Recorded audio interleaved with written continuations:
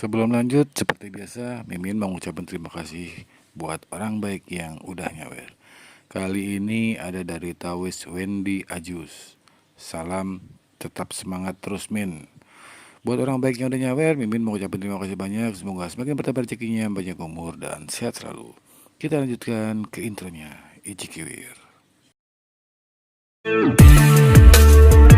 Kembali lagi bersama channel kita semua. Jika Anda suka, jangan lupa komen, like dan subscribe, juga bila Anda berkenan. Selamat membaca dan mendengarkan. Perintah Kaisar Naga, Bab 3696-3698. Memasuki formasi. Saya akan mencari jiwa Nona Sia di formasi 10.000 jiwa ini. Jika saya beruntung, saya dapat menemukan jiwanya. Jika saya tidak dapat menemukannya, saya akan menghancurkan formasi ini. Jika saya membiarkan formasi sialan ini berjalan, saya khawatir ini tidak akan memakan waktu lebih dari beberapa tahun. Keluarga Penatua Sia semuanya akan menderita demensia, kata Dev. Penatua Sia melihat formasi yang terus-menerus memancarkan cahaya dan mengangguk dengan cepat. Keterampilan Dev jauh lebih baik dari yang lain. Dev perlahan berjalan menuju pusat formasi, dan dengan riak di kehampaan, sosok Dev menghilang. Ketika Master Sekte Jiang melihat ini, dia berkeringat dingin untuk Dev. Dev muncul dalam kehampaan saat ini, dan semua yang dia lihat di sekelilingnya hanyalah hamparan putih yang luas.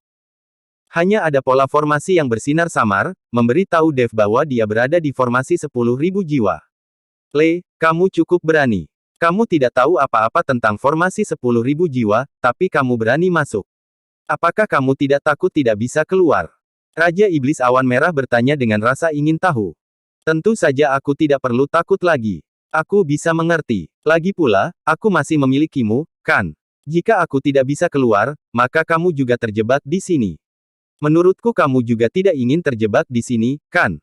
Dev berkata sambil tersenyum tipis. Raja Iblis Awan Merah tertegun sejenak, lalu tersenyum pahit, anak wedus, kamu mencoba menipuku. Meskipun formasi 10.000 jiwa ini memang kejam, tapi itu hanya permainan anak-anak bagiku.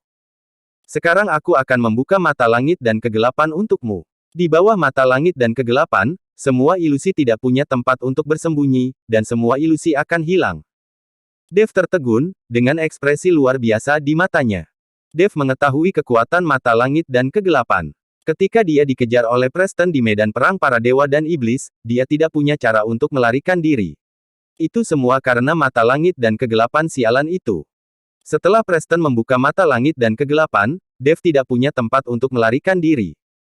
Aku tidak menyangka Raja Iblis Awan Merah akan membukakan mata langit dan kegelapan padanya.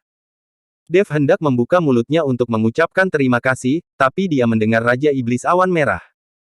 Dia melanjutkan, jangan terlalu senang. Saya hanya membukakan mata langit dan kegelapan untukmu. Itu tidak berarti bahwa kamu bisa memiliki keahlian mata langit dan kegelapan. Selama saya meninggalkan lautan kesadaranmu, kamu tidak akan mampu membuka mata langit dan kegelapan. Tapi jika kamu benar-benar ingin mempelajari mata langit dan kegelapan, saya akan memberi tahu Anda tekniknya ketika saatnya tiba, dan kamu harus berlatih keras sendiri. Jika saya bukan jiwa yang tersisa sekarang, itu tidak akan sulit untuk mengajarimu mata langit dan kegelapan. Sial sekali bagiku. Sekarang ini aku hanyalah secercah sisa jiwa. Akan sangat bagus untuk membantumu membuka mata langit dan kegelapan. Tidak ada cara untuk mengajarkannya kepadamu. Kata-kata Raja Iblis Awan Merah membuat kegembiraan Dev, tapi langsung berubah menjadi depresi. Ternyata untuk membuka mata langit dan kegelapan masih membutuhkan kehadiran sosok Raja Iblis Awan Merah untuk berada di lautan kesadarannya. Tidak mungkin bagi Raja Iblis Awan Merah selalu berada di laut kesadaran Dev sepanjang hidupnya, yang berarti mata langit dan kegelapan Dev hanya bersifat sementara. Ya, sementara juga lumayan, tolong bantu saya untuk membukanya, kata Dev setelah memikirkannya. Raja Iblis Awan Merah mengangguk, dan kemudian cahaya merah keluar dari lautan kesadaran Dev, mengikuti alis Dev dan bersinar ke sekeliling. Di antara alis Dev, bekas luka yang tampak seperti mata muncul. Saat ini, Dev melihat sekeliling, warnanya tidak lagi putih, tapi abu-abu, dan suasananya menjadi jauh lebih menyedihkan. Tapi di bawah warna abu-abu, ada beberapa bayangan gelap. Dev melihat sekilas dan menyadari bahwa bayangan gelap ini adalah jiwa manusia. Selain Putri Penatua Sia, ada juga jiwa orang lain, jiwa-jiwa ini terjebak di sini, berkeliaran tanpa tujuan. Melihat ini, Dev menghela nafas lega. Jika jiwa-jiwa ini dimurnikan, semuanya akan berakhir. Sekarang mereka belum dimurnikan, Dev dapat mengeluarkan jiwa Putri Penatuasia. Namun saat Dev sedang berjalan menuju jiwa Putri Penatuasia, dia tiba-tiba ditarik oleh kekuatan isap. Lalu terlihat seberkas cahaya menyinari jiwa-jiwa itu, dan jiwa-jiwa itu menunjukkan ekspresi yang menyakitkan. Pemurnian formasi 10.000 jiwa telah dimulai. Kamu harus menghancurkan formasi 10.000 jiwa, jika tidak, jiwa-jiwa ini akan segera menghilang. Raja Iblis Awan Merah memperingatkan Dev.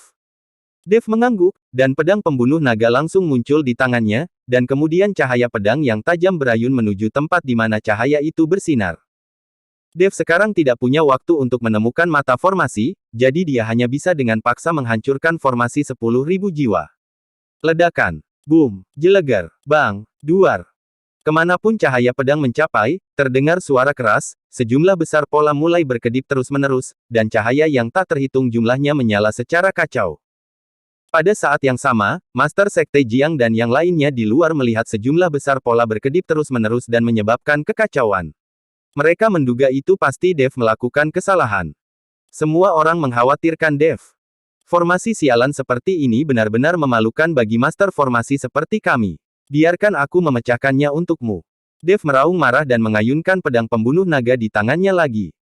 Diiringi dengan auman naga, kekuatan mengerikan menghantam pola formasi. Seluruh formasi mulai berkedip dan hampir runtuh. Di luar, Master Sekte Jiang dan yang lainnya samar-samar bisa melihat sosok Dev di depan formasi yang berkedip. Dasar bajingan usil. Tiba-tiba terdengar kutukan marah, lalu muncullah seorang pria berbalut aura. Pria itu tidak memiliki tubuh fisik, dia jelas merupakan sinar jiwa yang tersisa dalam formasi. Pria saat ini menatap Dev dengan marah. Ternyata kamu yang mengatur formasi sialan ini. Bahkan pihak lain telah memberimu uang, tapi kamu masih membentuk formasi kejam untuk menyakiti orang. Hari ini, aku akan melakukan keadilan untuk Tuhan. Dev mengarahkan pedangnya ke pria itu dan berkata dengan mata dingin. Tidak ada moralitas di dunia surga dan manusia. Kamu tidak perlu berpura-pura menjadi serigala berekor besar di sini. Jika kamu merusak perbuatan baikku, aku akan membunuhmu. Pria itu mengertakkan gigi dan berkata dengan kemarahan. Hahaha, kamu sungguh konyol. Apakah kamu akan membunuhku hanya dengan sisa jiwamu ini? Tinggalkan namamu dan aku akan datang kepadamu ketika aku punya waktu. Bahkan jika aku tidak membunuhmu sekarang, aku pasti akan membunuhmu juga di lain waktu. Orang jahat sepertimu tidak pantas hidup. Dev tertawa, matanya penuh penghinaan. Pria itu juga tahu bahwa tidak mungkin dia bisa membunuh Dev, jadi dia hanya membual sekarang. Jika Dev dapat dibunuh dengan sisa jiwanya, mustahil untuk menembus formasi 10.000 jiwa. Sekte Liang Yi di wilayah tengah, Theseus Gu. Setelah pria itu selesai berbicara, jiwa yang tersisa langsung berubah menjadi aliran cahaya dan naik ke langit. Dia tidak bisa melawan Dev. Siapa yang terburu-buru? Master Sekte Jiang tiba-tiba berteriak. Semua orang melihat dan melihat aliran cahaya naik ke langit dari formasi. Saat aliran cahaya ini lewat, formasi 10.000 jiwa runtuh dan menghilang. Jiwa Putri Penatuasia tiba-tiba muncul di depan semua orang. Melihat jiwa putrinya, Penatuasia terkejut dan bahagia. Putriku, putriku, kata Penatuasia dengan penuh semangat. Penatuasia, jiwa putrimu terlalu lemah dan harus segera kembali ke bentuk aslinya. Setelah Dev selesai berbicara, dia bergegas ke kamar dengan jiwa Putri Penatuasia. Kemudian sebuah nafas menuju ke arah Putri Penatuasia. Bersamaan dengan nafas ini, jiwa juga memasuki tubuh Putri Penatuasia. Setelah jiwanya kembali ke tubuhnya, wajah Putri Penatuasia tampak jauh lebih baik, dan matanya menjadi lebih cerah. Putriku, apakah kamu baik-baik saja? Penatuasia bergegas mendekat. Ayah, mengapa ada begitu banyak orang? Putri Penatuasia berkata sedikit takut ketika dia melihat begitu banyak orang di ruangan itu. Jangan takut, orang-orang ini ada di sini untuk mengobatimu. Penatuasia menghibur. Penatuasia, putrimu baru saja sembuh dan dia perlu istirahat lebih banyak. Sebaiknya kita tidak mengganggunya. Setelah Dev selesai berbicara, dia mengedipkan mata pada Master Sekte Jiang dan berjalan keluar ruangan. Tidak lama kemudian, Penatuasia juga keluar. Setelah melihat Dev, Penatuasia melangkah maju dan memberi hormat dan berkata, "Rekan Taois, terima kasih banyak. Tanpa Anda, keluarga Xia saya akan menderita karena gangguan formasi 10.000 jiwa. Penatua Xia terlalu sopan. Saya ingin tahu, apakah Penatua Xia mengundang orang-orang dari Sekte Liang Yi di wilayah tengah untuk membuat formasi sihir? Dev bertanya. Dia hanya ingin tahu apakah identitas yang dilaporkan pria itu benar. Ya, itu dia. Saya tidak menyangka akan menghabiskan begitu banyak uang hanya untuk ditipu. Penatua Xia tampak marah. Sekte Liang Yi ini juga merupakan sekte formasi terkenal. Saya tidak menyangka akan melakukan hal buruk seperti itu. Setelah mendengar ini, Master Sekte Jiang hanya bisa menghela nafas. Tidak peduli apa yang terjadi di dunia surga dan manusia, itu tidak mengherankan. Di antara 5 wilayah di dunia surga dan manusia, hanya wilayah selatan kita yang relatif damai. Kudengar 4 wilayah lainnya terus-menerus berselisih. Saya tidak tahu kenapa bisa seperti itu, tapi udah waktunya bagi 5 penguasa domain besar untuk muncul dan menertibkan dunia surga dan umat manusia. Penatua Xia menghela nafas pelan. Tidak pasti apakah 5 penguasa domain ada di sana atau tidak. Mereka belum muncul selama ratusan tahun. Master Sekte Jiang juga menghela nafas. Tidak perlu dipikirkan lagi tentang hal besar ini. Master Sekte Jiang, Anda datang ke paviliun Wantong saya, apa yang Anda butuhkan? Tanya Penatua Xia. Lagi pula, jika tidak ada yang salah, tidak mungkin Master Sekte Jiang melakukan perjalanan ribuan mil untuk datang ke sini. Memang ada beberapa hal yang ingin saya tanyakan dari paviliun Wantong. Kata Master Sekte Jiang. Ada apa? Tuan Cheng ingin menemukan istana Guanghan, tetapi dia tidak tahu lokasi spesifiknya, jadi dia ingin mengeluarkan uang untuk mencari tahu di paviliun Wantong. Kami sudah membuat janji, itu giliran kita sore ini. Sekte Master Jiang berkata jujur.